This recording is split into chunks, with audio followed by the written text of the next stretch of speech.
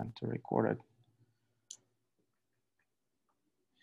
Let me remind you that the purpose of this class is to check how you guys doing. It's like office hours, as Andrew explained, to check how you're doing on the homework, see if there are any questions, issues, you know, fix them up, maybe solve similar problems to, you know, reinforce your skills on that particular topic.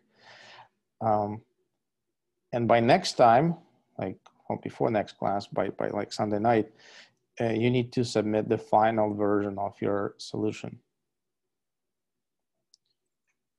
So Vincent, since you have the priority on everything, do you have any questions about this homework? Did you find anything worth of discussion? Let me see. I mean, I had a lot of trouble with most questions. But you did fine in most of them. above an 80 in terms of percentage, like above 80%. I'm pretty sure. I didn't count, but yeah, it looks like you. I mean, I didn't know how to do number 6, I don't think, because I didn't know how to like use the actual equation. So I didn't know how to do that. Okay. Anything else? Let's see. Number 7, I wasn't sure about the acceleration. I guess it was the reciprocal of A. That's for 7. As for, I'm pretty sure I knew how to do 8. For 9. Yeah, 8 took the most time, I would say, because I had to graph everything and check everything. As for 9. Okay, let me check. So 8.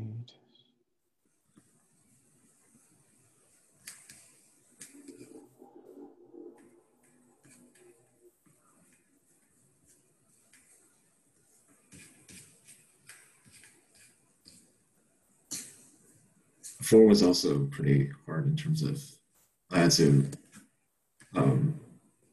check everything on the Desmos. So actually 7 was meant to be easy. Yeah, we kind of started it last time. I meant 8. 8, yeah, let me check that.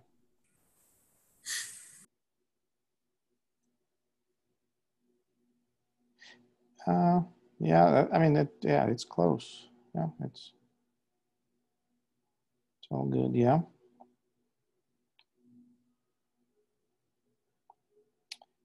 And 7, you want to double check it. All right, I'll check 7 again.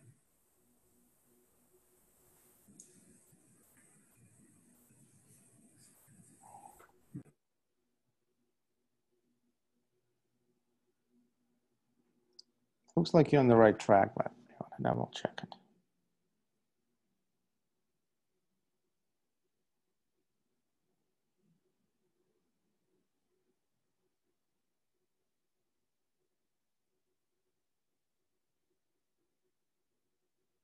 And yeah, double check 9.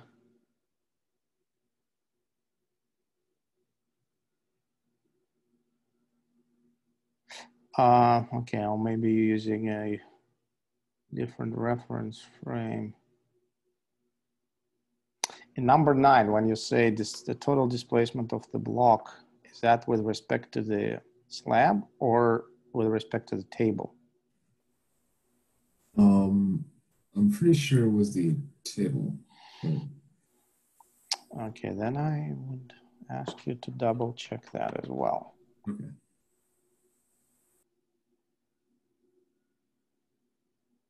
So, yeah, so folks, let's, hi,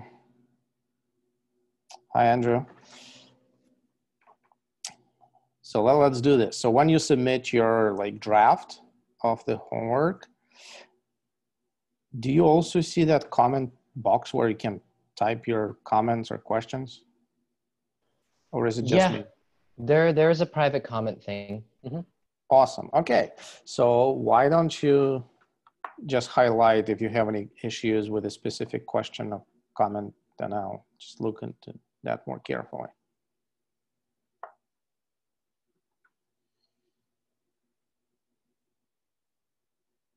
Yeah, I just had like a late start to this homework. So yeah, my apologies if it comes in later. Well, the hard deadline is Sunday. So the point of this meeting, as I mentioned, upon your request, Yep. is for you to check where you are, and if you have any issues, we could fix them so that you know what to do and how to finish by the actual deadline.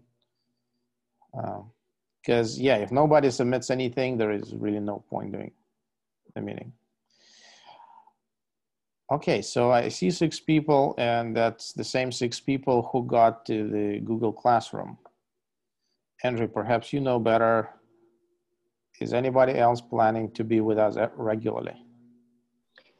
So I don't know where Derek and was this thing? Was it Gavin and Josephine? Were those the other 2 that were here, Alvin? It was Brian and Josephine. Brian and Josephine. Yeah, Josephine hasn't responded to your question in the thing, so. And she's online right now, which is confusing me. I mean, hopefully we should have Brian and Josephine back here too. I kind of don't know where they've disappeared off to.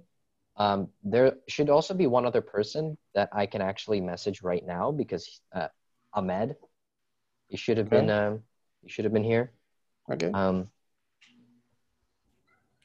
We might be adding in like 1 or 2 new members. Just we'll do that like maybe closer to the beginning than the middle, but yeah, I don't know. Okay, well, yeah, just make sure they can catch up on what they missed. Okay, so we're discussing Vincent's submission because he submitted every problem and he has some questions about some problems. So that's what we'll start with.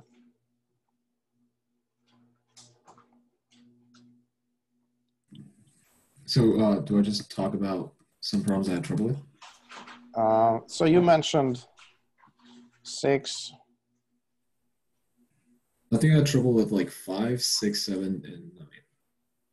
5 you did right, but we can still talk about it, no problem. I just didn't know if there was a faster solution because I did it a really long way. 5? Maybe just slightly faster, but yeah. So I expected first one to be a challenge, but it looks like you did it okay. So just to check, everybody was here last time, right? When we discussed the bounce of a ball, of a moving wall, right? There is this unexpected outcome that the ball gets twice the amount of speed of the wall on top of its own speed. So with that in mind, number 1 should be like fairly straightforward. Okay, so I'm seeing your questions. I'll start with Vincent's because, you know, as the person who submitted most of the problem has the priority. So do you want to start with number 5? Sure, why not? Okay, do you mind if I just pull up your work and comment on it? Yeah, that's fine. Okay, sure. Let's do that.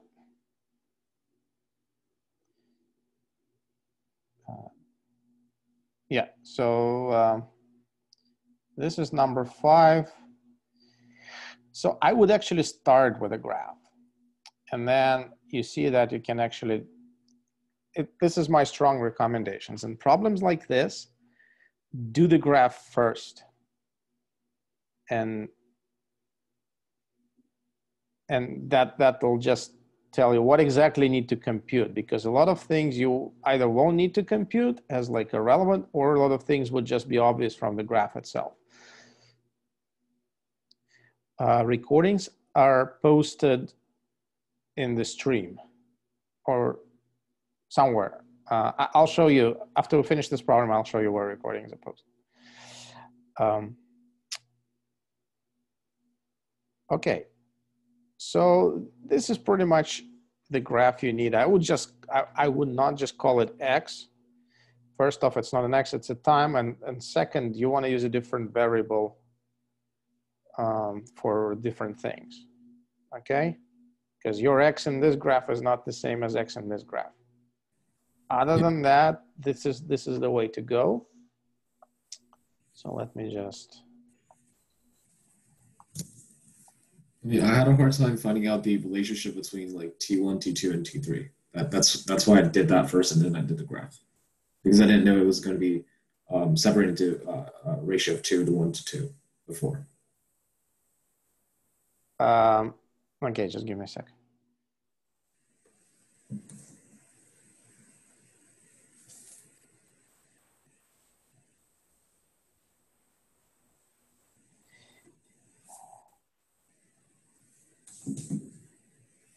Oh, so there are just T1 and T2, okay? Yeah, I'm talking about the top. Yeah, so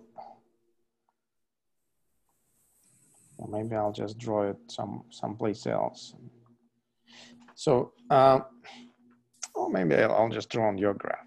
So first off, you know that in the first situation, the areas are equal, right? The displacements are equal, so that means the areas of the velocity versus time graph are equal. Okay. So the height is the height is the same for all three shapes, but the middle one is a rectangle, which would normally have twice as much an area if there was the same base. But if you want the same area, this base, the middle base, needs to be 1/2 of each of these bases, right? So if you want to split this whole interval in this ratio, right? This is like what, 2.5. So it takes a little bit of arithmetic to figure out that if you call this whole time period T1 for the whole trip, then this needs to be 0.4 T1. This is also 0.4 T1, and this is 0.2 T1. Right? They form the right ratios, and they add to T1. Then in the second graph, it's even easier because the times are equal. As you pointed out, right? You call them all X, but I would call them 1/3 of T2, 1/3 of T2, and 1/3 of T2. Okay, and then you just need to write two equations for the two unknowns, T1 and T2, right? So two equations. One equation is the equality of the areas because they cover the same trip. So total area here must be equal to total area here. Yeah. And I'm not going to write it explicitly. Every one of you can do it, right? So total area 1 equals total area 2. That's the first equation. And the second equation is just the given fact that 1t is 2 minutes longer than the other.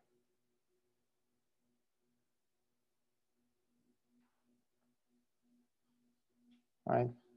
The 2-minute difference. So by working out these two equations, you get all you need. Make sense? So I guess you spent the top of your work figuring out these ratios, but so that's good. But yeah, I didn't realize that I should have drew the graph and then realize that it's a triangle and a rectangle, and then Yeah, that's what I'm saying. That's what I'm saying, because you know something that helps you save some steps. How's everybody feeling about this problem? You good, guys? Have any questions? Makes a lot more sense. Okay, great.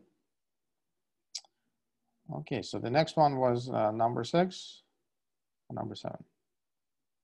Yeah, number 6.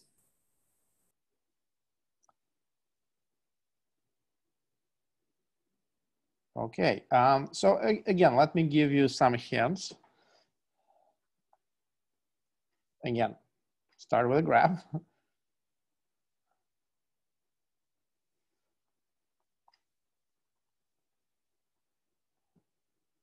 So it is a parabola.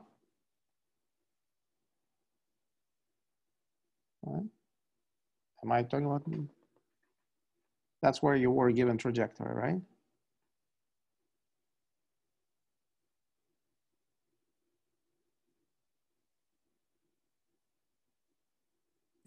Yeah, I think the original equation was like y is equal to 0.04 x squared. Yeah, so let's just say y equals some constant x squared. And the particle starts at the origin. At the origin, the tangent is horizontal. So you know the particle has purely x velocity, which is also given, right? And you need to find, yeah, perhaps.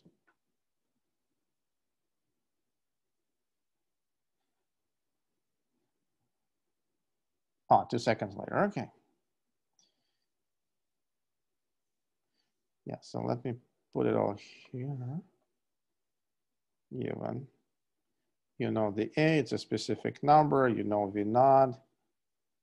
You want to find V at t equal to 2 seconds. And there is one more important piece of knowledge here. What is it?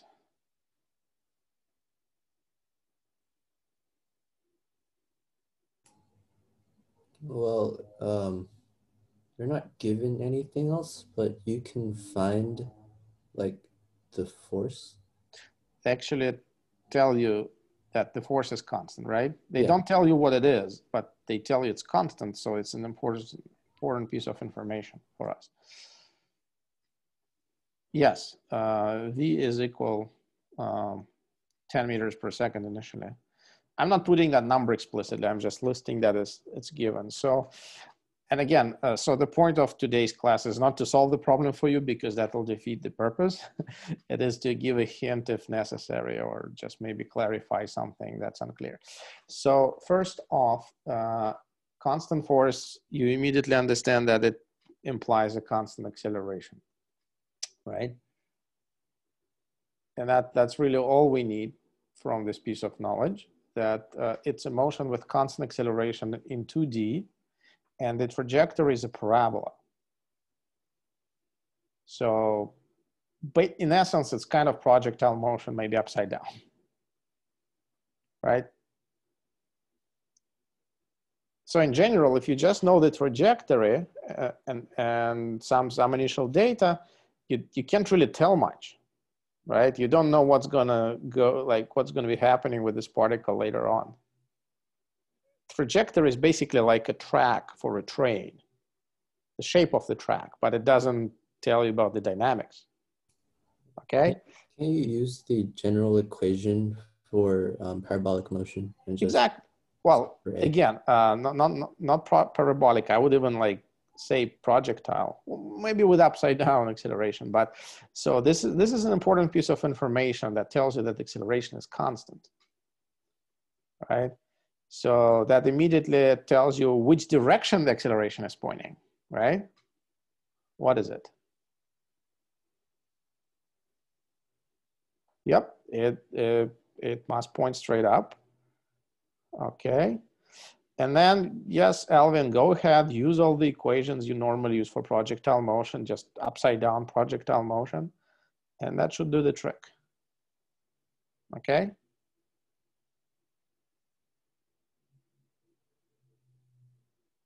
So you might want to like use the trajectory equation for projectile motion.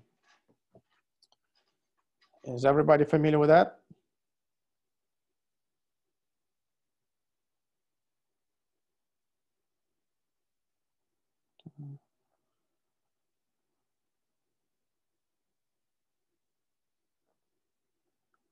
Trajectory equation. This is an equation that expresses y versus x without any time.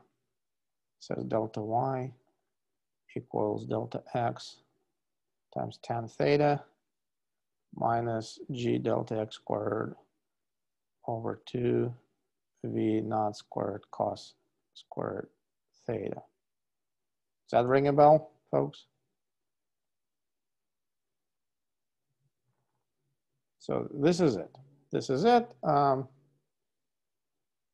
You basically given this parabola that, you know, the initial angle is 0, that helps. So this whole term drops out, right?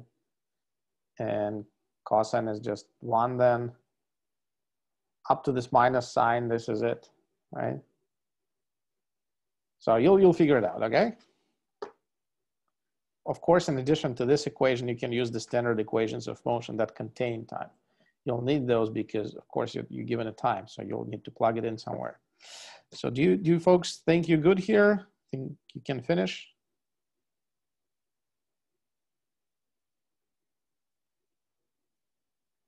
Yeah, okay. Great. Oops. I'm saving it.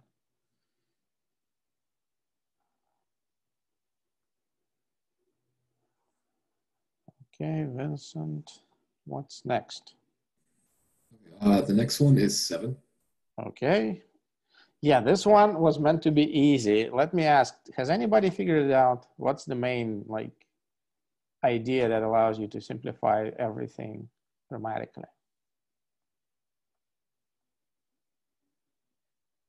Leon, yes, this is it. Folks, does this make sense to you? So this is a motion with constant acceleration in disguise. Just think about it. For motion with constant acceleration,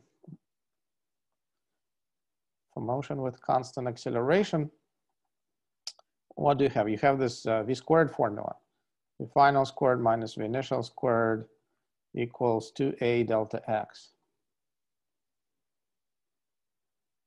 Just compare and contrast these two equations. You'll recognize it's the same equation. Just identify the constants here with the constants in the given problem. And then again, use whatever other equations you know about. This is one-dimensional motion with constant acceleration.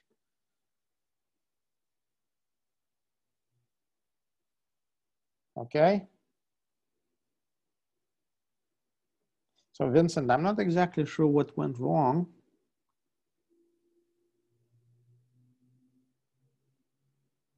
It looks like you probably made a mistake in the acceleration.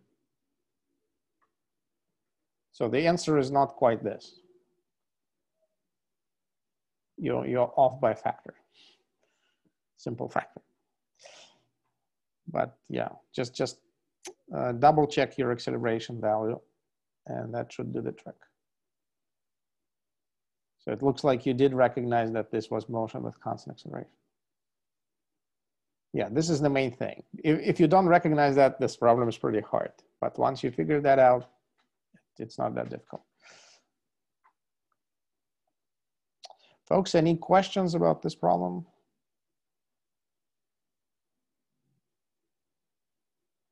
Yeah, so this is it. This is a typical Olympiad trick to disguise some simple motion that you know very well, but you may know it in some representation. They love to disguise it into some tricky looking thing. For example, you know how to write x of t and v of t for constant acceleration, but they kind of disguise it x versus v or v versus x, or last time you also saw x versus a or a versus x, okay? So you may want to just familiarize yourself with all these variations. So when you see them, you actually recognize what's going on.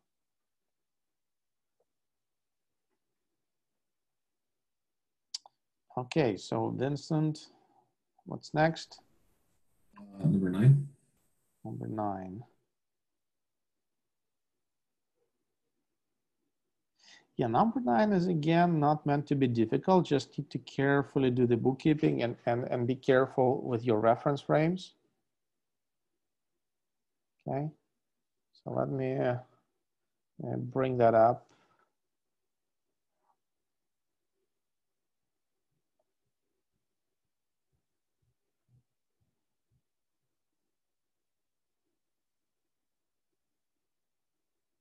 And actually, let me answer Joseph's question. So if you go to the group, go to classwork, and hit this, you'll see the 2 links to the 2 classes. These are the video recordings of this class. Does that make sense?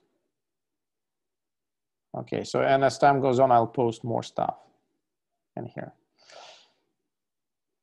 And this is the homework. So this is the problem set.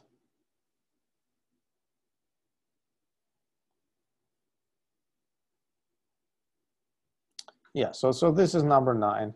So the thing is, so this acceleration is with respect to the table, I believe. But again, some of you may want to switch to the slabs reference frame. And then just be careful because that frame is not inertial.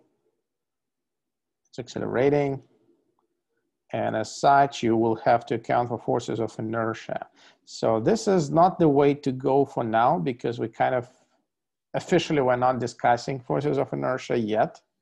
So we're doing kinematics. So I just try to do it from the laboratory frame perspective. Okay.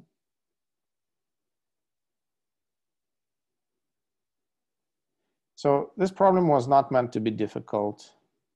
Vincent, maybe you have a specific question? I think I was just really messy with my writing, I think, maybe. Okay. Yeah, just give it another try and do let me know if you have any questions. Actually, let's do an experiment. Why don't you put a comment, or Andrew, wherever you said there is a comment box for you folks, because I want to check if I'm receiving any emails about it or if I need to actually check myself to see if anybody made a comment. It should be both. You should both see the comment and get an email that somebody added a private comment. So that would be great. That way, whenever you ask me a question, I would see it and could respond without actually checking things. I just posted a private comment on mine. You should be getting an email. Let me, would it show up somewhere here? Well, here you'll have to check, but in your email, there should be an email that I added a private comment on this assignment.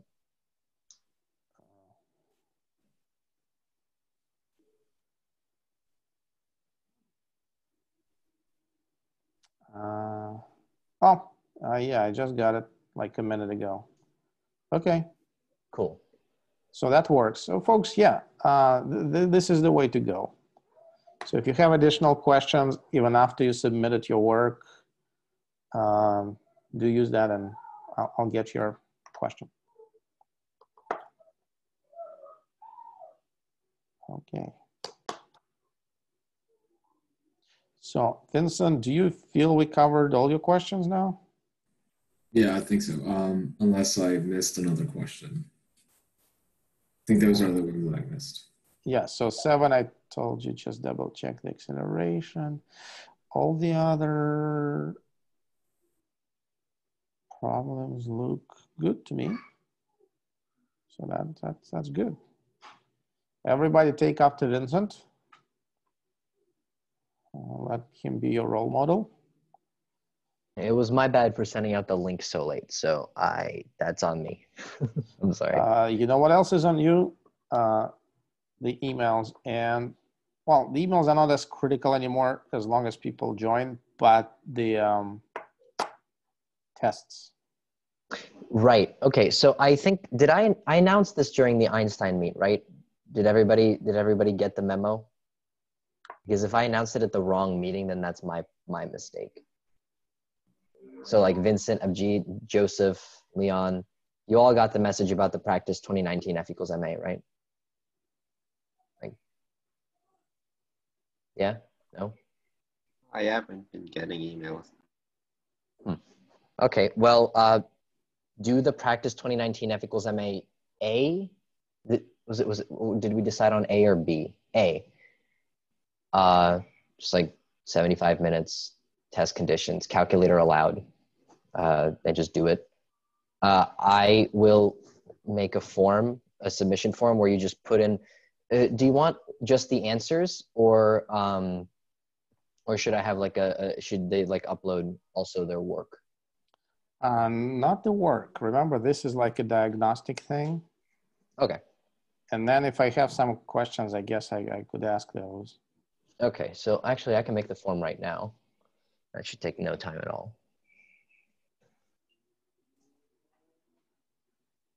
Yeah, actually it would be helpful to discuss it today, but.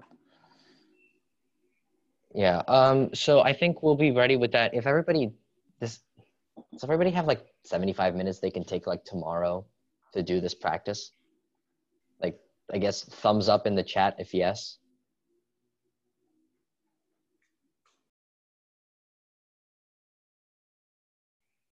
Oh, you have a school test tomorrow. Okay, so anytime between Friday, Saturday, and Sunday, if you have like Saturday. Okay. So, oh, SAT. Okay, so you have the SAT on October 3rd. So you'd be able to do it on like Sunday, right? Yeah, Sunday's fine. Okay, so if everybody can like do it on Sunday, just take 75 minutes on Sunday to do the practice, then that will be awesome. Again, it's my mistake if I like did not make it clear here.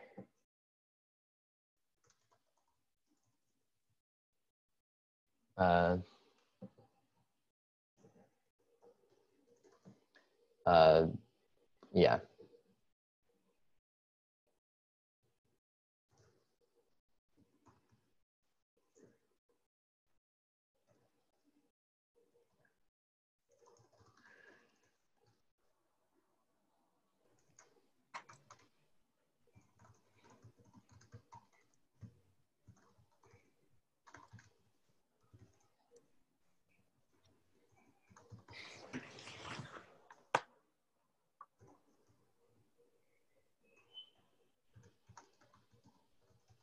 Alvin, I forget, is a protractor, ruler, compass, are all those allowed?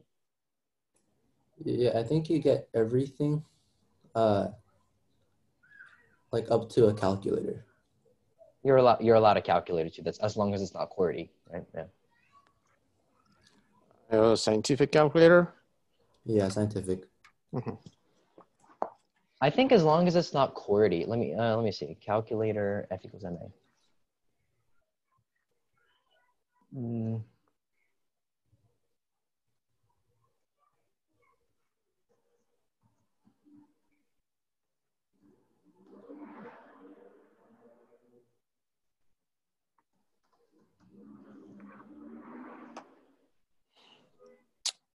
Okay, a handheld calculator may be used.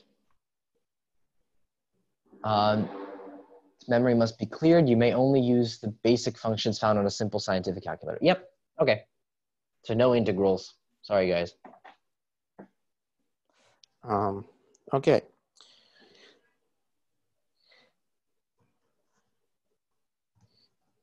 Okay, any Does anybody have any questions about any other problems on this homework set?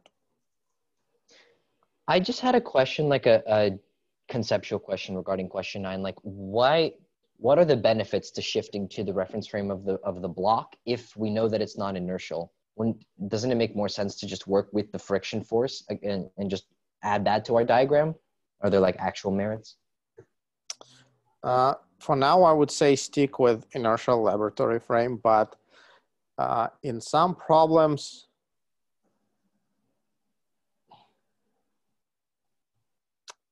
I mean, there are problems where moving to this non-inertial frame is actually beneficial, but you need to account for forces of inertia.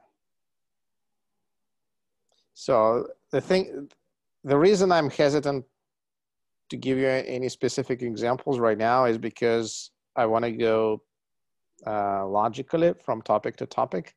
So once we get to forces, we'll start considering those problems. Mm-hmm.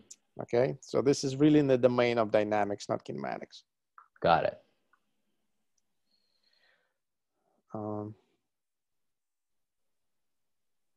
Well, I can give you a problem.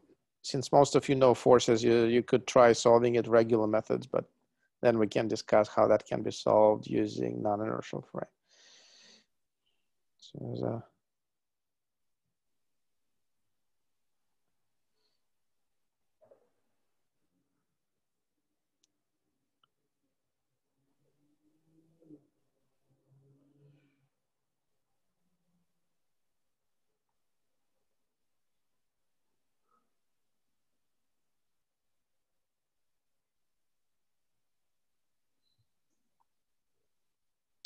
okay.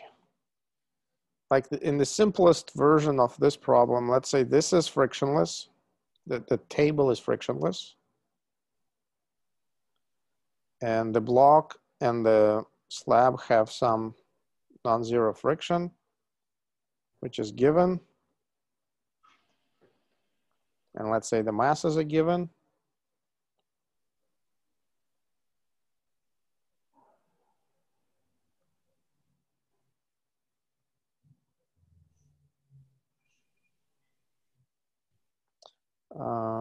Find the minimum amount of force that should be applied to the block horizontally so as to make it slide across the slab. So you apply a force somewhere to the block. So I want to find the minimum amount of force to make it slide across the slab. So you understand, if you apply a relatively weak force, because there is no friction here, they would just move together, right? But if you apply a very large force, obviously this would slide easily. So you need to find the minimum force that would make it slide. To make M1 slide across M2. So this is one of the examples where you can actually consider the frame associated with the slab, but again, keeping in mind that it's not inertial.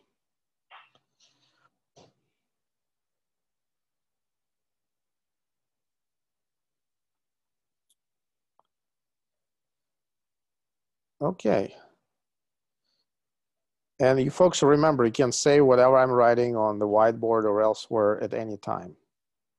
I'm saving it and then I'll post the notes, but you can also save it if you need it for future, okay?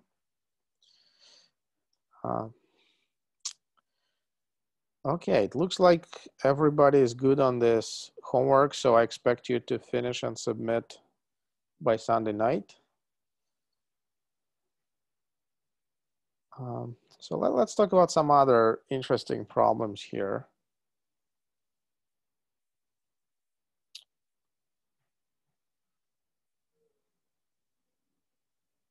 So something real tricky. And I'm gonna pose the problem. I'm not sure if if you'll be able to solve it in real time or if you need more time. So you just let me know. So as you know, right now, swimming pools are closed. So consider a circular swimming pool. Actually, you won't really need the radius, but it's fine. So a student disobeyed his teacher and jumped in a swimming pool. So here's the student, and this is circular swimming pool. Okay, so the teacher found out and now is at the border of the swimming pool. So this is teacher, student. So the student wants to escape the swimming pool and right away to avoid punishment. The teacher, of course, wants the opposite. What's given is that the running speed of the teacher can run any direction with a constant velocity of, let's say, the teacher equals 4 times the speed of the student while in the pool. So assume that if the student manages to hit the border, then he runs faster than the teacher. But when he is swimming, his velocity is 4 times smaller than that of the teacher. Does that make sense? Okay. I'm not telling you where the student is originally in the pool. You need to like think and find out, you know, like consider the general setup. So with this given question, is there a smart strategy for student to escape from the pool and not be caught by teacher? Smart escape strategy student.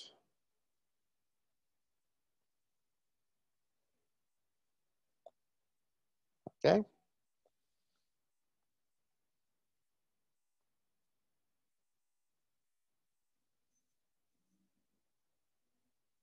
I'm not sure. Vincent, do you know this problem? Yeah, I think I went to a meeting and they had this problem, I think. But it was like the swan was in the center of or a lake. That's a circular lake. There was a bird chasing it, chasing the swan with the speed that's 4 times as fast as the swan swims. So the same data. Yeah. Huh, then that's probably the same problem. So this problem has a second part, but I'll postpone that. Interesting. So I gave this problem to the camp, Olympic camp students in 2015 and 2016. Trying to remember if Kevin solved it. He probably did. We called the student Charles after one of the students, one of the campers. He actually came to both camps. Well, Andrew, that's exactly what I'm not telling you. I want you to think about this problem. So to answer this question, you don't really need to know any advanced math. There is a follow-up question, which at first seems to require advanced math. And when I say advanced, what I mean is variational calculus. Does anybody know what that is? Variational calculus? Yep, calculus of variations. It's familiar. I don't know what that studies. Okay, I can give you examples that can be solved by variational. It is related, yes, exactly.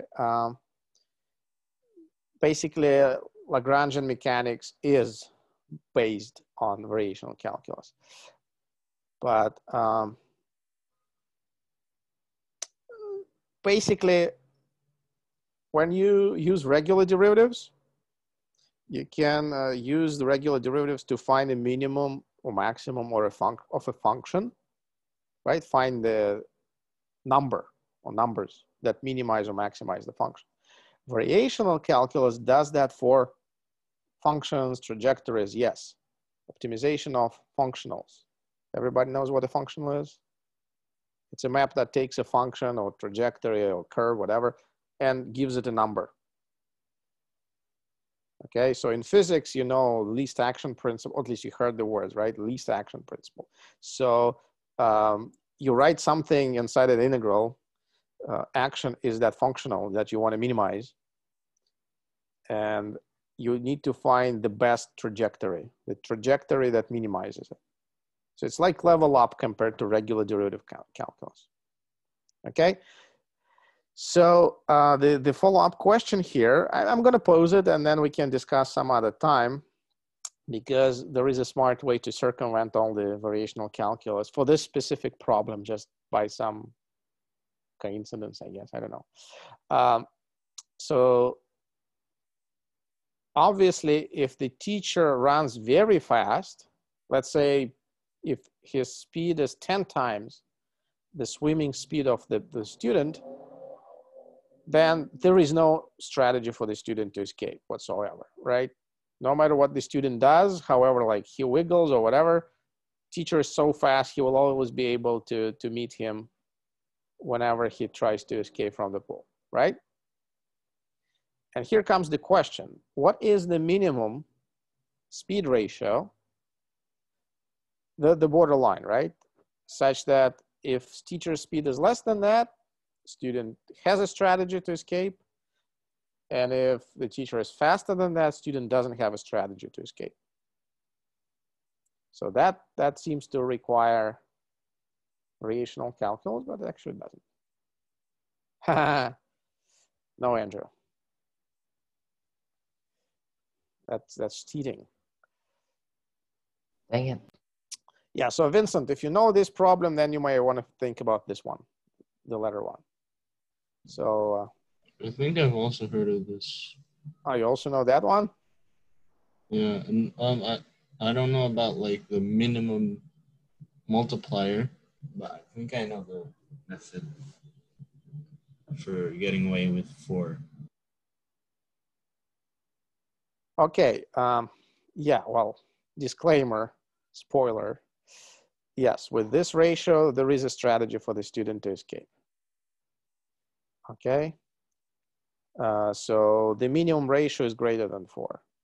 So minimum speed ratio such that there is no escape strategy.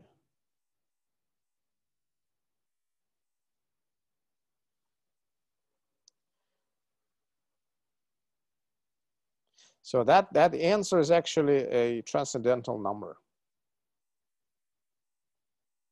Elvin. All right, let's guess all the numbers. Pi, there's E. Well, not E. Well, it could be like E plus 1 or pi plus root 2, right? They're also transcendental. And finding that ratio does not require calculus and variations. It doesn't, but it does require writing something that looks like a functional. The thing is that it's just a very special case that allows you to minimize it without doing variations. Mm.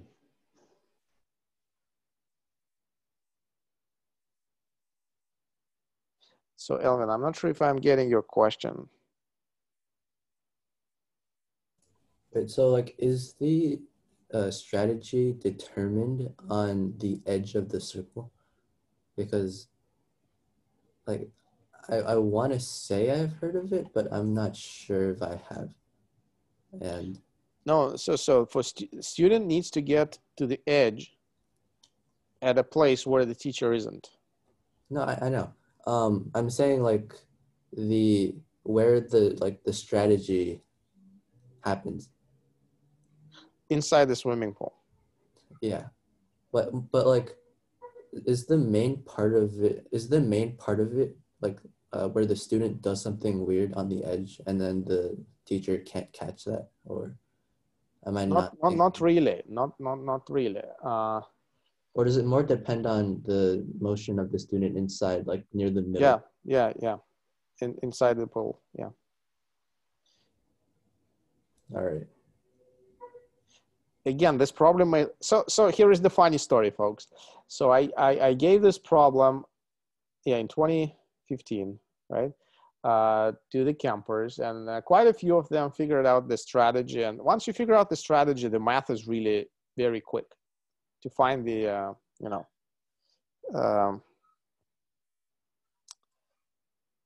Optimal or no, minimal speed ratio. no, I probably shouldn't say anymore without disclosing anything. So yes,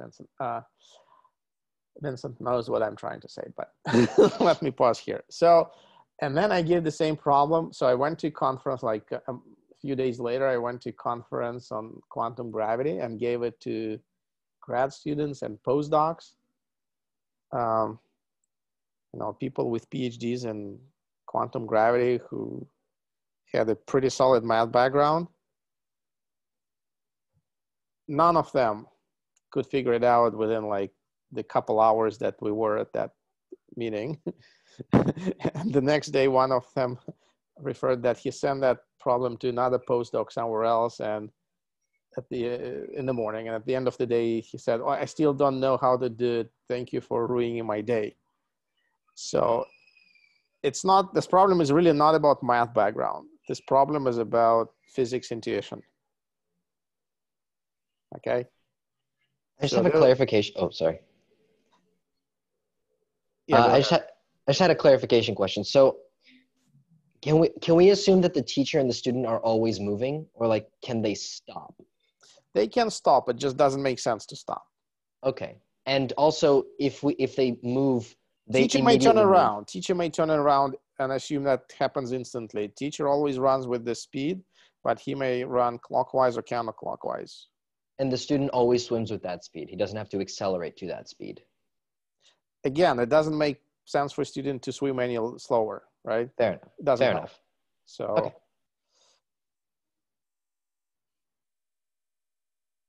Yeah, teacher, of course, runs most optimally. Think of this as a game theory question. Oh my God.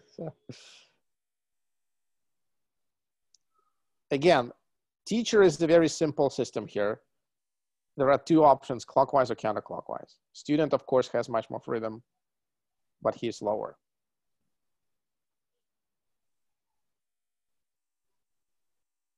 That's a good guess, Vincent, but that's also what I got. Isn't that right? This is the simplistic approach, but the actual answer is harder than that. Oh. It has to do with, let's put it this way, inverse trig function of some number. So it's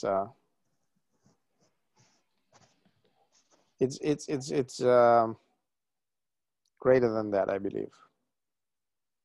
So there is a simple strategy. This is what I want you to figure out, the simple strategy. And for that simple strategy, pi plus 1 is the answer to the second question. Oh, there's a harder strategy. There is yes, there is even a smarter strategy for the student, for which the teacher has to run even faster than pi plus 1 times student speed. Okay, so again, have this problem on your background somewhere. Let me give you one more and then we'll pause and then I'll resume. So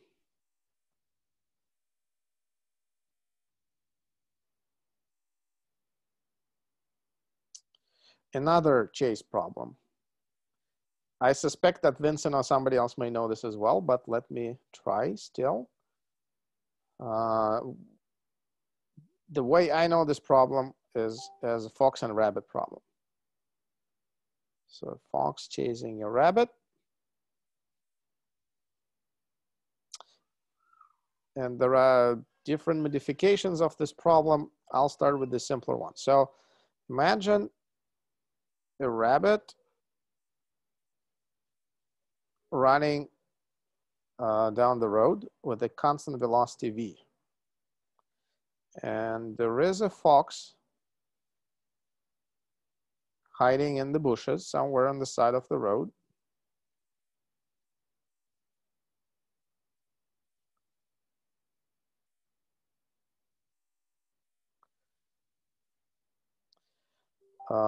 So the fox is waiting, and once the rabbit passes the nearest point to the fox starts running at the rabbit, always in the direction of the rabbit.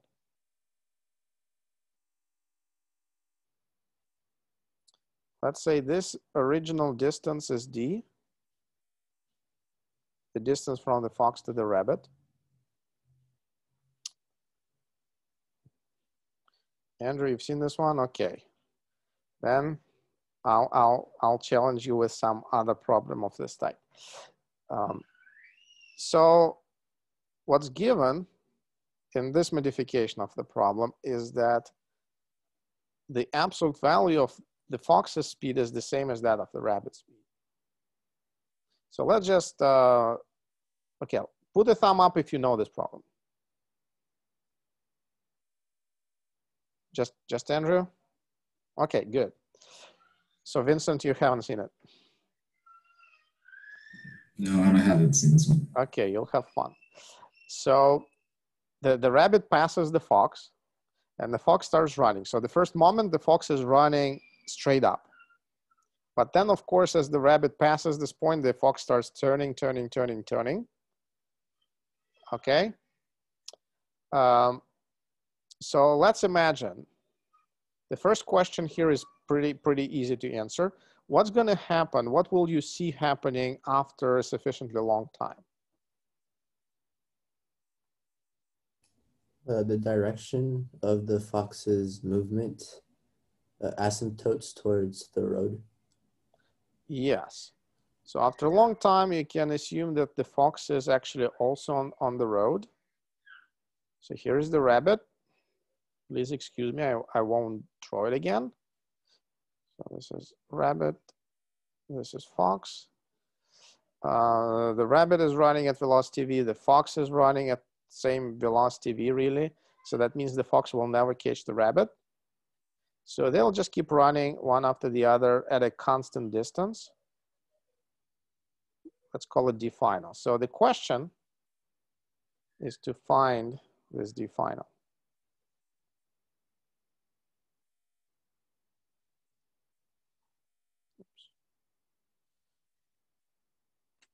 Again, some of you who know how to solve differential equations may as well do it. I don't encourage you. In fact, you can solve this problem without using any calculus whatsoever. Andrew, do you also know the solution? The non-calculus one? Non-calculus one. No, I only know the differential equation one. Oh, here we go. Nice, nice. So that's a good exercise for you. Okay.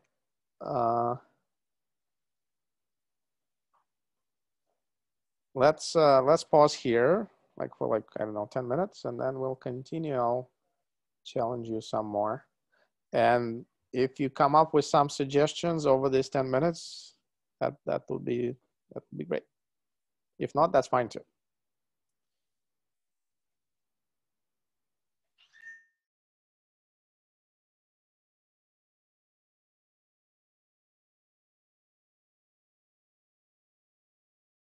Problems of this type. Oh, thanks. And then I'll give you some other problems on the same idea. So fox and rabbit.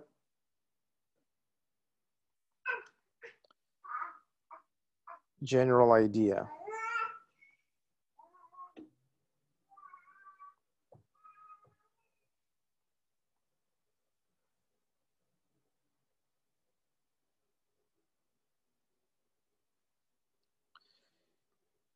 So let's consider some intermediate situation where the rabbit is here and the fox is here.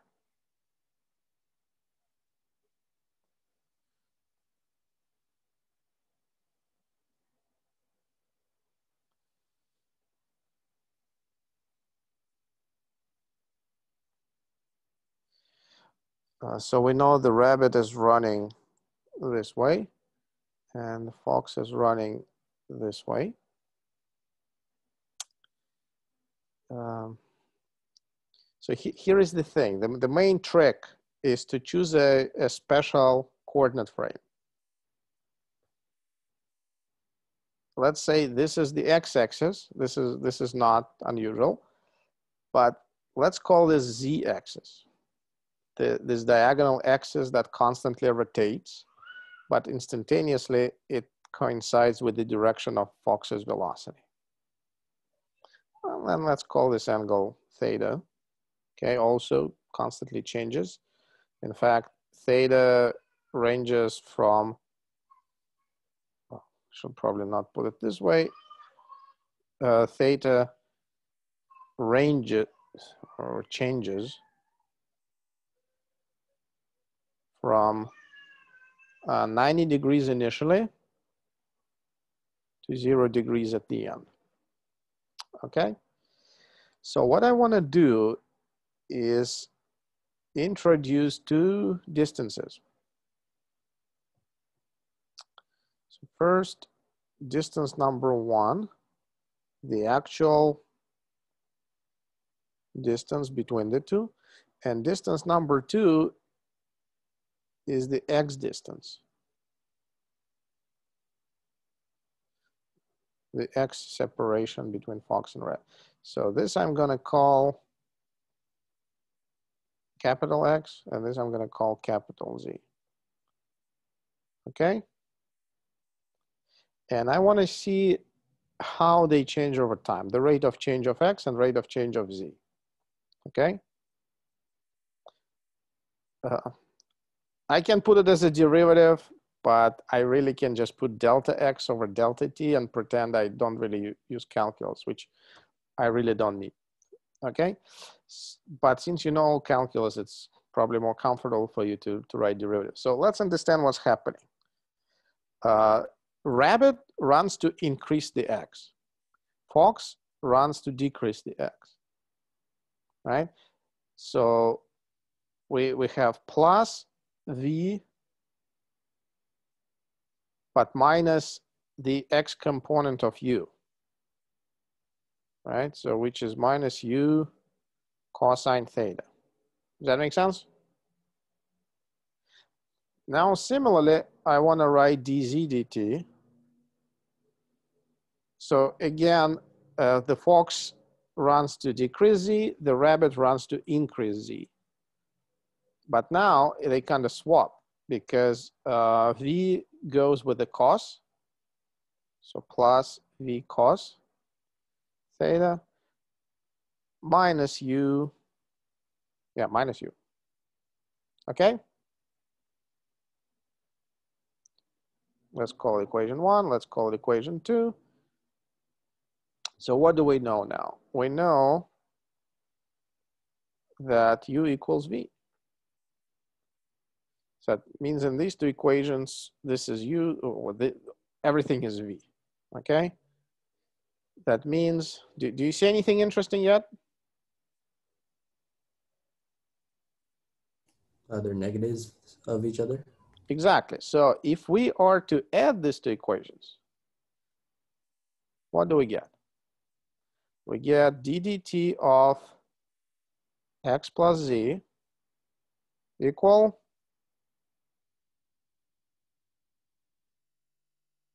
0. Yep. What does it tell us?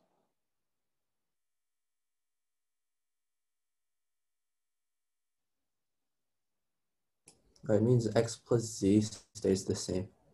Yeah, so this is a very tricky, are you familiar with the term integral of motion?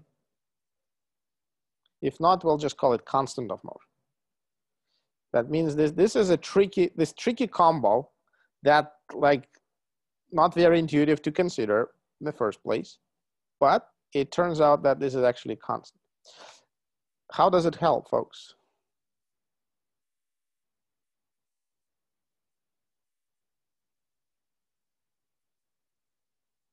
What does it? Then because we know that x starts off at 0 and z starts off at d, then their sum just stays the same, so it's just d. Okay. Almost there. What else do we know? And we know that xf, we know that xf equals to zf. Does that make sense to everybody? Because when we're dealing with finals, theta is 0 and the two x's are just coinciding. Okay. So at the end, theta is 0, x is equal to z, and equal to d over 2. So Vincent, your answer was close numerically. So it was like 0.57, but the actual answer is simpler, it's just 1/2. So what do you think, folks?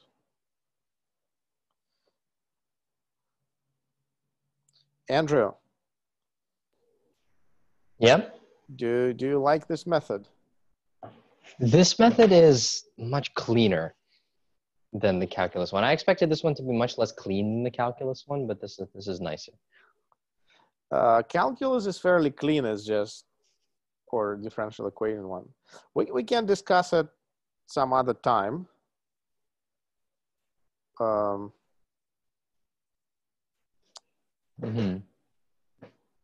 You know, yeah, folks, remind me your math background. So I just don't want to jump too far ahead. So how many of you are familiar with differential equations? Yeah. Alvin, Joseph, Amajid. Well, maybe we could try. Maybe we could try. So the equations are not that hard, though. So if you have some familiarity with just general ideas about differential equations, we can do that. Okay, so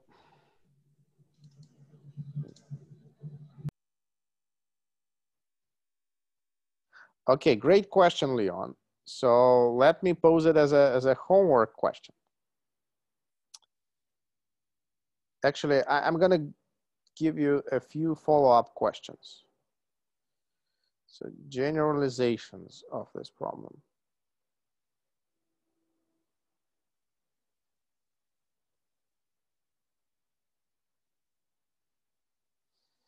So imagine that the fox starts running at the rabbit, not when it passes the closest point, but some other point. Let's say fox starts chasing the rabbit when it's a distance L before or after, consider both situations, the closest point, the perpendicular.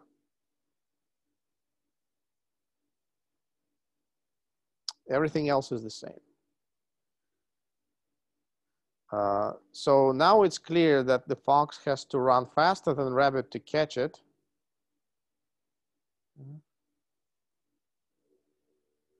Well, you have, yes, Alvin, you're right, but there is still a trick. So again, I was told that no animal should be hurt. So we'll rephrase this question. We'll talk about plane and missile. Plane is just flying straight overhead, horizontally, and missile is launched when the plane is passing it.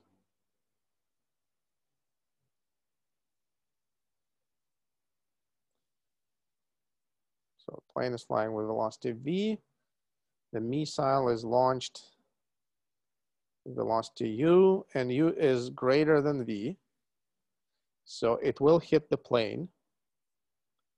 The question is, oh, and this is still, well, let's call it h. So v is greater than u. They're both given, okay? Both given. And h is given. Find the time for the missile to hit the plane.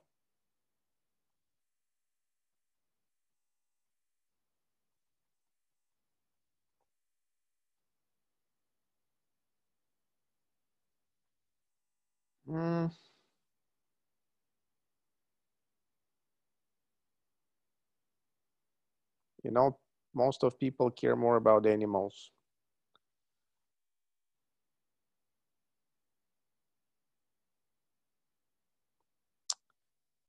Okay.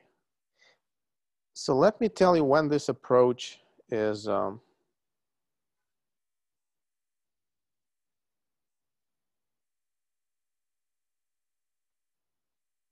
bye, Andrew.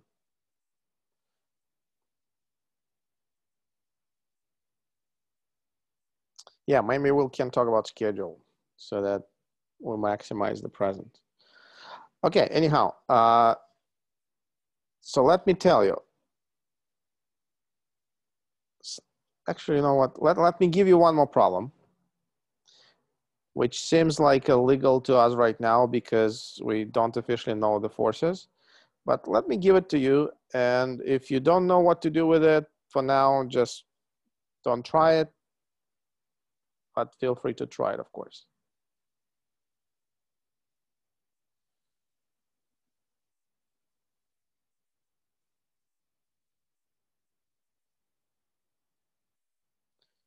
So what I'm drawing is a wedge.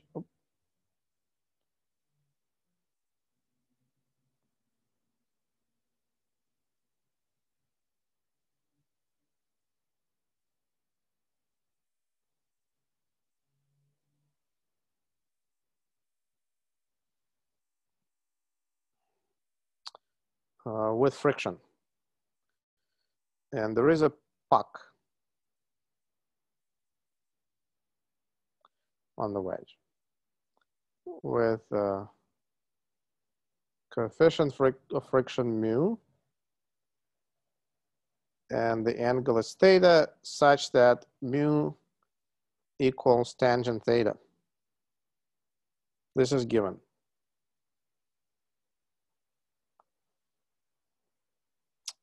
You kick the puck horizontally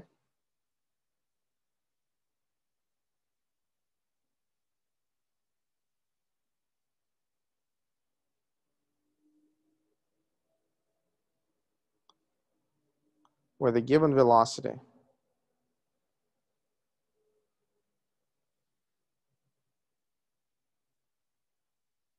Assume that the wedge is very large.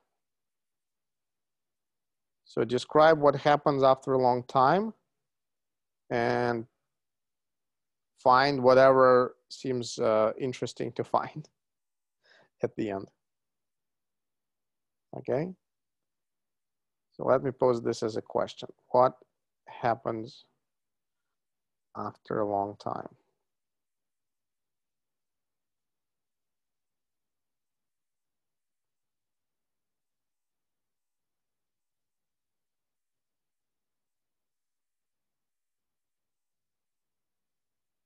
Oh, Leon, you've seen this one. Okay, if I tell you that this is identical to the fox and rabbit problem. So yeah, this is like very, very close to fox and rabbit problem. In general, this approach that we discussed, specifically the non-rectangular or non-rectilinear coordinates, is very helpful whenever dealing with friction, either regular dry friction or drag force. because those forces are antiparallel to velocity. So that means, I mean, there is always an axis that changes direction. Although it's still fruitful to consider that an axis and do equations or projections on that axis. That's a pretty powerful problem-solving tool. Am I making sense right now? So once you work this problem out, you'll probably see better what I mean right now.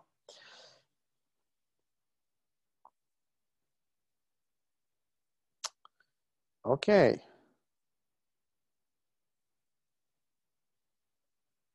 So, folks, any questions?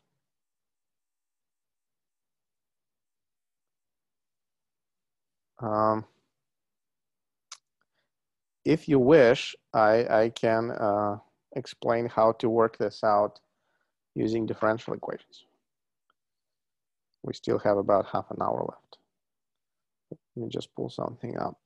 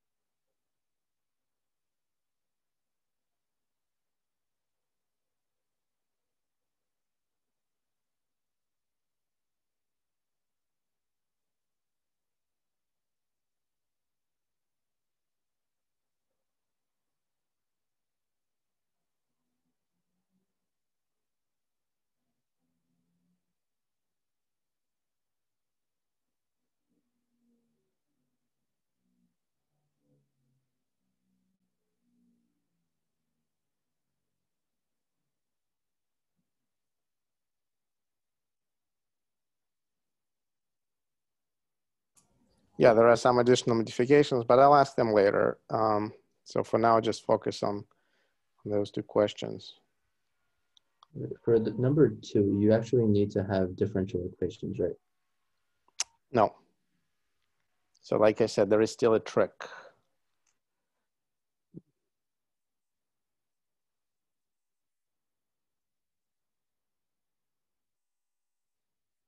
I don't want to tell you everything right now. I want you to play with it for a few days, and then we can discuss it on Monday.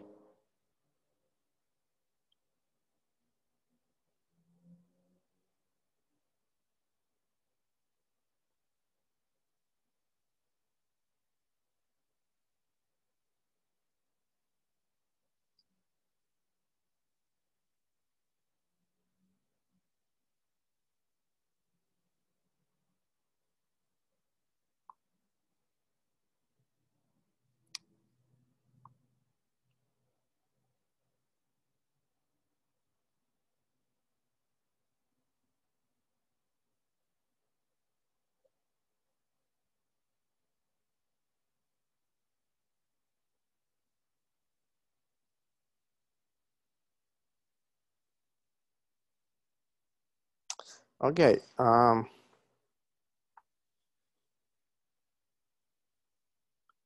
so let me go back.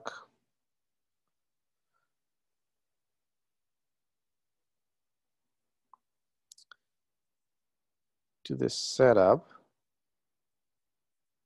Maybe it's actually easier to redraw. So using DE to solve fox and rabbit problem.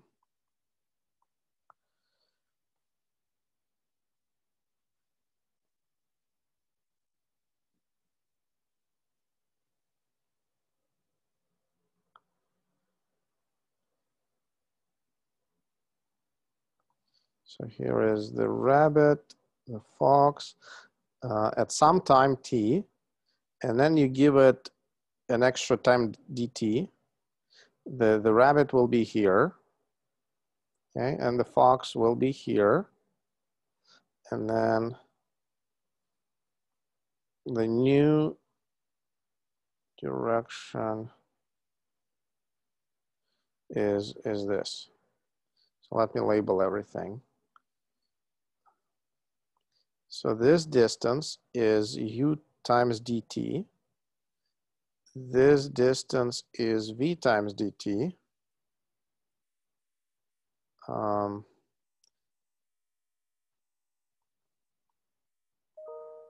This angle is theta, and this angle is theta plus d theta. D theta is negative, but just to be consistent.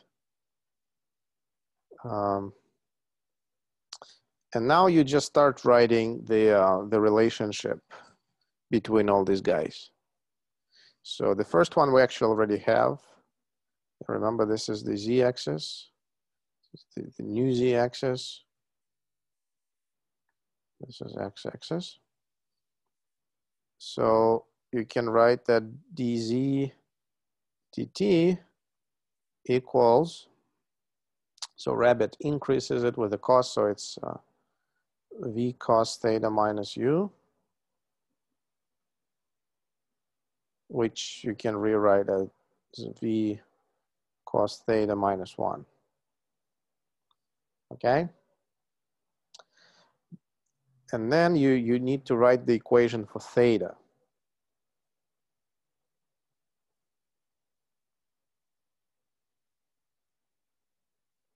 So any ideas how to do that?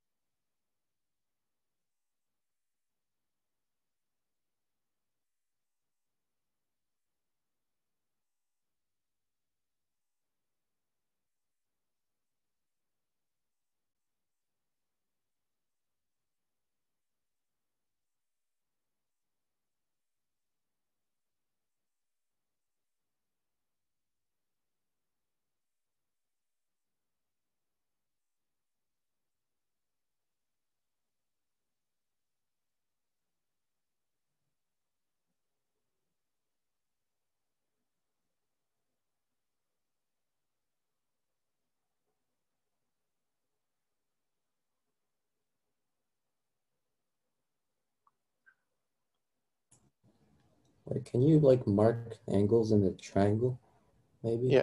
Yeah, sure. Yeah, so actually, you know what? Maybe I should like mark them slightly differently. And also, like, shouldn't it be like theta minus d theta for the well, d theta is negative. D theta is negative. all right.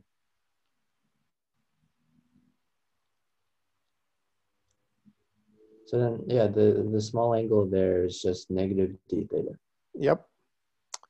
So this angle is negative d theta.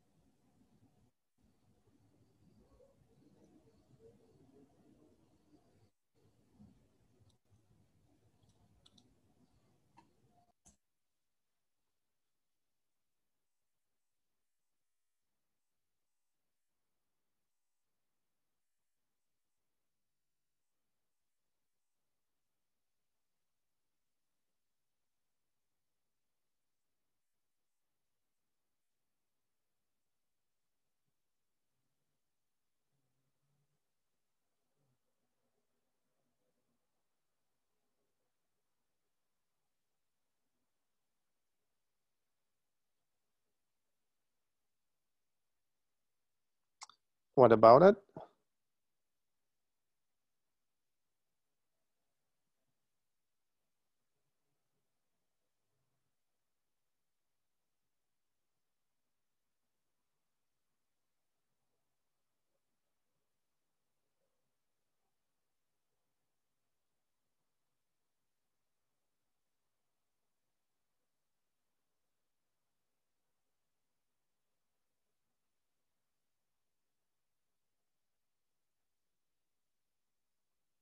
So basically, you need to express d theta. Okay, yeah. Well, let me help you here. So look at this triangle. This, and this. Okay, look at this triangle. Let's use law of cosines. Oh, law of sines.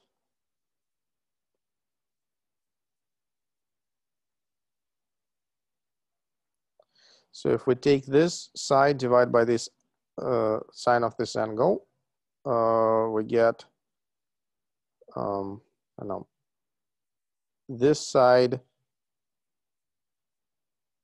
divided by sine of this angle, which is the same as sine theta. So we get sine of minus d theta over v dt equals sine of theta. Now, what is this leg? This is z minus u dt.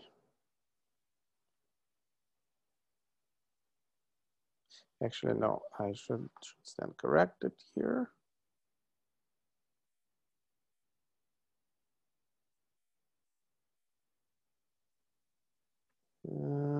What is the easiest way to write it?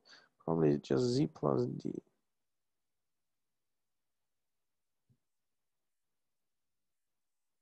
Well, that wouldn't be z minus, because z minus udt would be that other segment, right? So then you're right. You're right.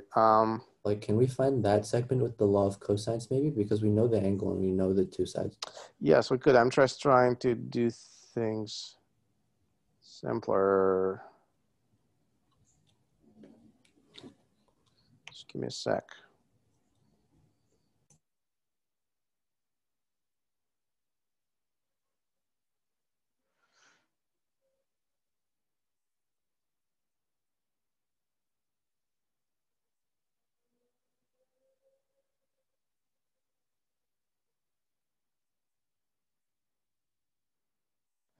Well, so we can call this z plus dz. And just keep the,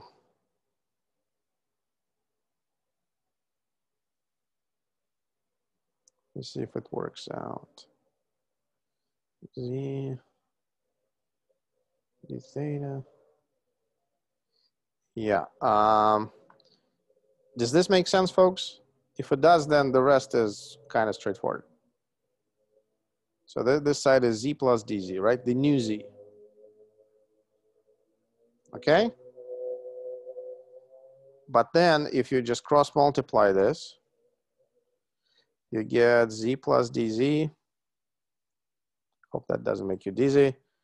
Sine of negative d theta equal sine theta v dt. Are we good? No, not.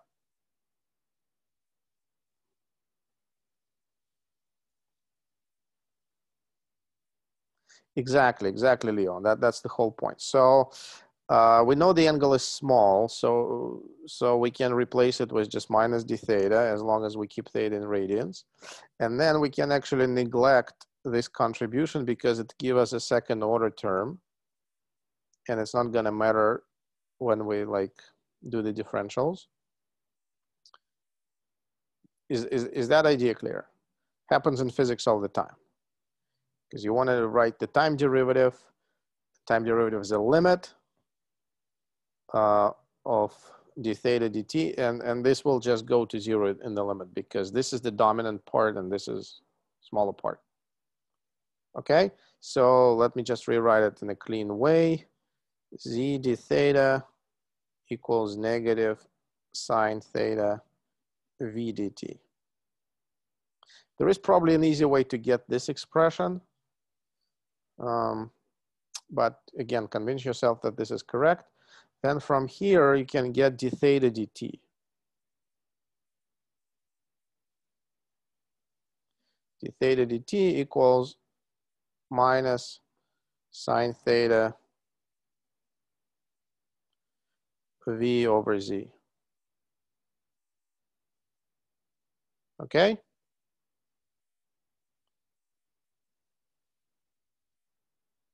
So these are differential equations, and in principle, physics stops here. Just do the math.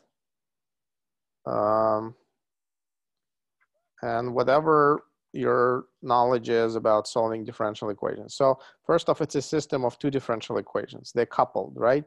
The z shows up in the theta equation and theta shows up in the z equation. So really, you have to solve them together. However, since we're really not interested in time, at least for the fox and rabbit variation of the problem, we're not interested in time, we can do a very silly trick. We can actually divide equation 1 by equation 2. Okay? And when we divide these derivatives, we get dz d theta. Does that make sense? What do we get on the right-hand side?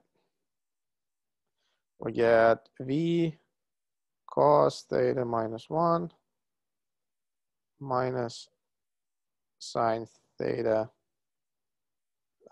z over v. Right? So we reduced the system of equations to just one equation. So technically, if you know how to solve it, you're good.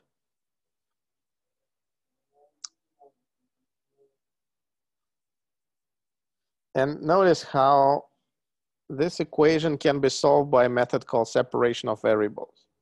This is probably like method number 1 that everybody learns when talking about differential equations. Are you folks familiar with separation of variables? Those of you who were with me in the spring, I believe we discussed rocket equation, didn't we?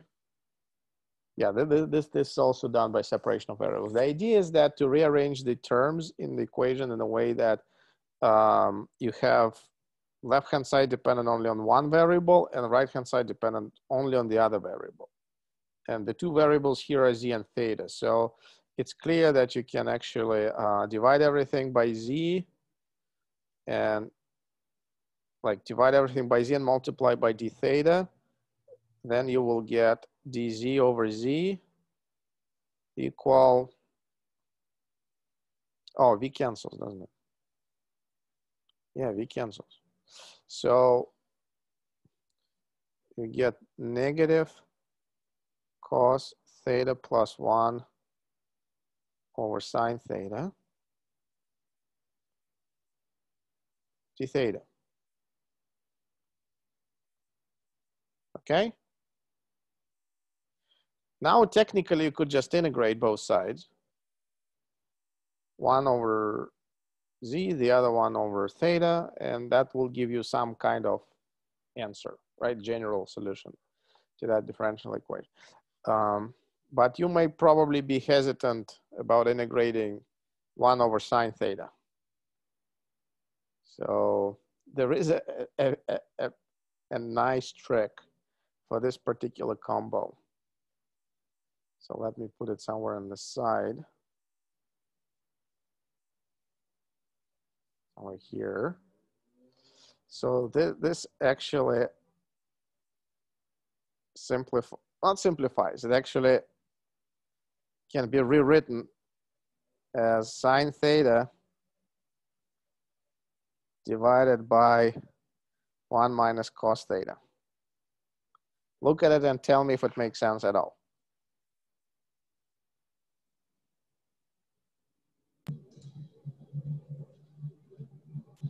Yeah. Actually, I just found that I need to fix this a little bit. I missed a minus sign, right? Because it was a minus, so it should be 1 minus cos. Okay. So really, we need the other way around, but it still works. And if you have minus here, it becomes a plus here. You see that? So if you just cross multiply, you kind of see that it's equivalent to the trig identity, sine squared plus cos squared equal 1. But this is a really neat trick because it allows us to do the integral simpler. So we have sine theta over 1 plus cos d theta. But this integral is very easy to do, right?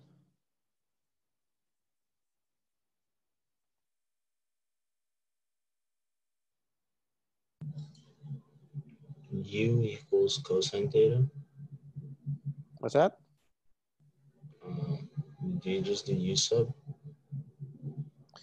You could, yeah.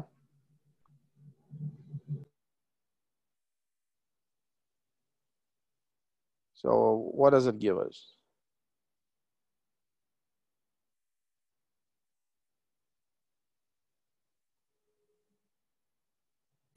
Like ln of 1 plus sine theta.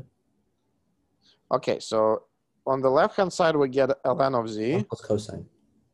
Oh, and on the right, we have ln of 1 plus, is that right? Let's take the derivative of this. What do we get? Yes, thank you, Leon. Folks, what are we missing? We're missing the negative because Yeah. yeah. Yeah, when you take the derivative of the cos, you get a minus. You got a negative sign. Yeah, so you have to put a minus here and plus a constant, of course, right?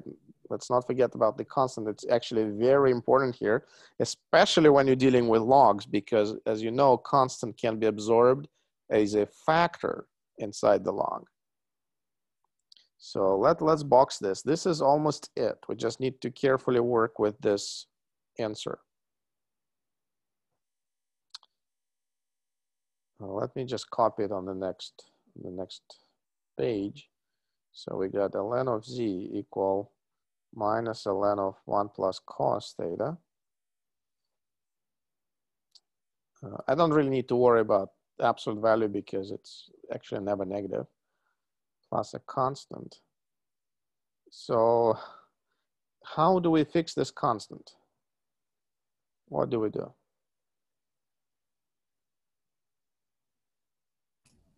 Can we multiply it inside of? We can do all that, but just tell me how in general we approach fixing constants. Oh, we set it to like some initial condition. Exactly, we need to use the initial conditions. So folks, just reminding you, whenever you solve a differential equation, you get so-called general solution. In order to get the actual partial solution relevant for the problem, you need to use the initial conditions. This is a separate piece of data compared to the equation itself, right? And we have some specific initial conditions for the z, right? Because when theta is 90 degrees, z is equal to d, right? Okay, or h for the plane, right? But we're not doing the plane problem. So we're doing the fox and rabbit. So yes, exactly, Leon. So we put that in here, right? We get ln of d equal minus ln of 1 plus cosine of 90 is 0. Okay, plus the constant. So that fixes the constant for us, right? This is actually 0, right? This whole thing. So that means the constant is equal to ln of d.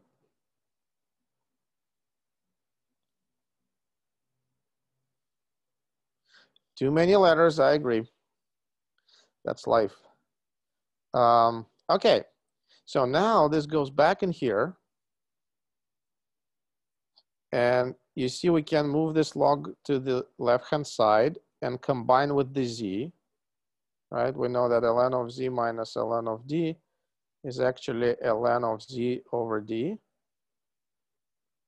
And that's a good thing because look, as a physicist, you should be really thoughtful about units. Whenever you see a log function or trig function, exponential function, the inside of that function must be what?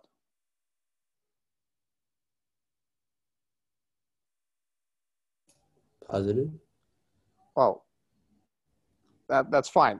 In terms of units, what should be the units of the inside? It should be unitless. Exactly, it should always be unitless. So that means whenever you see things like this, ln of z, and z is kind of distance, you should be really concerned, right? So how come you can have a ln of meters? However, log is a special function because of this property. You shouldn't worry because there is always a constant you can absorb, and that will divide the z, and that can take care of units, okay?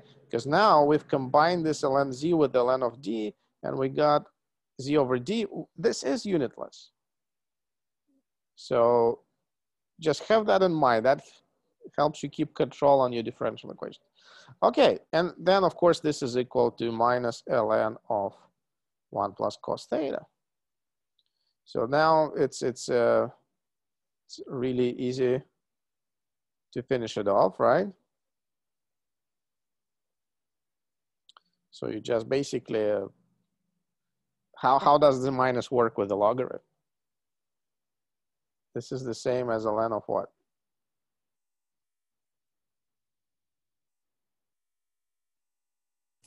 One over. Yeah, 1 over 1 plus cos theta. And then you can skip the logs, right? So you get z over d equal this, or z equal d over 1 plus cos theta. Folks, what kind of curve is this?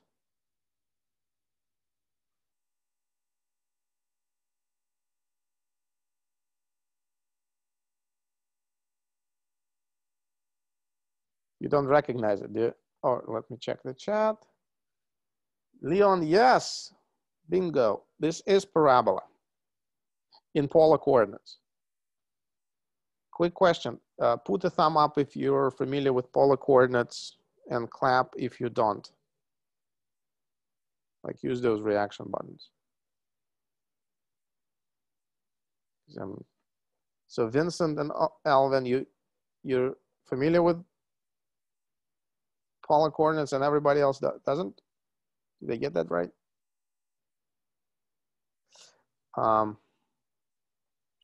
Yeah, so again, another side remark, and that may help us when we get to a topic that seems to be popular on F equals ma, Kepler's laws and everything related to Kepler's laws. So let me just remind you that if you have this equation, R equal d over 1 plus e cos theta, this is actually a second order curve, so to speak. E is eccentricity. Does that ring a bell? Again, if it doesn't, don't worry, we'll cover planetary motion in detail, but eccentricity is the feature of an ellipse. Well, if E is greater than 1, sorry, if it's less than 1, this is an ellipse. If it's equal 1, which is the case here, it's a parabola. If it's greater than 1, it's a hyperbola. If it's equal 0, it's a circle, right? If it's equal 0, R is just constant equal D, so this is just a circle. So this equation covers all like possible second order curves. But anyhow, yeah, this is a parabola. So what we really have done by solving for D as a function of theta. Oh, and by the way, now we can actually plug and check, right? We can say that theta final is equal to 0 degrees. That means cosine is equal to 1. So Z final is equal to D over 2. Does that make sense? Yeah, so this part is easy. But now what have we done? We really have switched to the reference frame of the of the fox, because Z is the distance of the rabbit with respect to the fox. So think of having solved this problem from Fox's point of view. So from Fox's point of view, the rabbit is actually going along a parabola. Isn't that interesting? So let me just quickly sketch what the fox thinks is happening. So let's sketch a parabola. So the fox is stationary in the fox's frame. The fox is sitting here and just keeps sitting here. The rabbit starts off here. Oh, and the fox is sitting in the focus of the parabola. Fox, focus. No pun intended. So this is the rabbit. It sits on the, whatever you call it. So whatever is the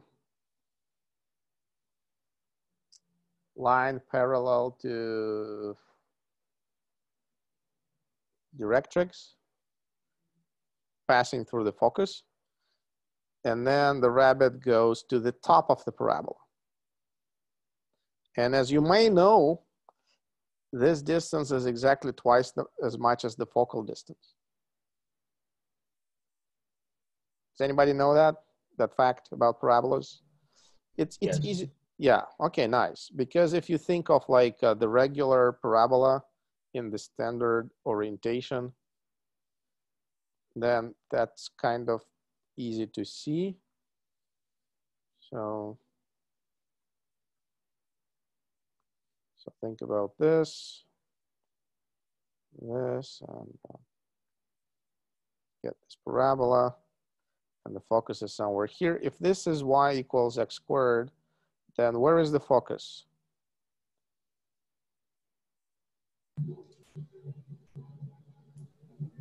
You can use y equal 1/4. Yeah. 1/4, exactly. So this is 1/4. And that happens. Game out. What's that? Oh, nothing. Latum rectum. Some nasty Latin. Okay.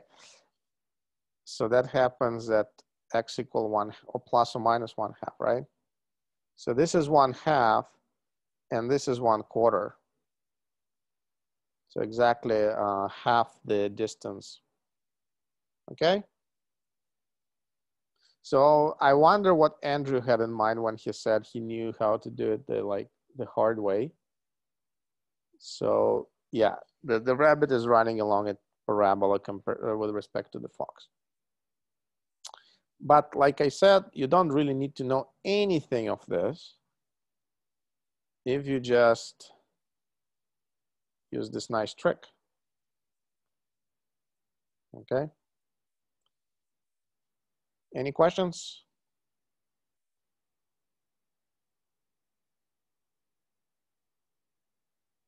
Yeah, the directrix is the line that shows up in the definition of parabola. If you folks remember how parabola is defined geometrically, then that's where directrix comes into play. So directrix is a line here. It's here. So remember, like, I don't know, does anybody remember the actual definition of a parabola? So you need to specify a line.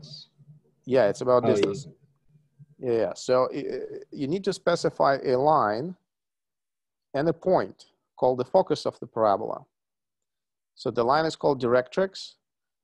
Then each point on the parabola has this property. It's equally distant from the focus and the directrix, right? Like this is halfway, it's obvious, but then if you move along this curve, you always have the same distance between the focus and the directrix.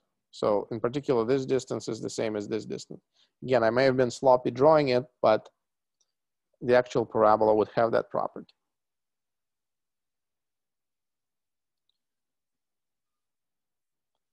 Yeah, I guess you learned something about parabolas today. And then this is focus of the parabola. Oh, and in that equation, in this equation, R is the distance from the focal point. As you may know, if you don't, again, we'll get to this and consider it in more detail. The sun is located at the focus of an ellipse, for example. So this distance is measured from the sun, from the focal point. Okay, on this happy note, let me make one last call for questions. Does anybody have any questions, comments, concerns? Okay, Alvin. So whoever are the other two people that are supposed to join us, please direct them to the Google Classroom website. Tell them that they need to do the homework. And again, tell them that if they can't do certain things,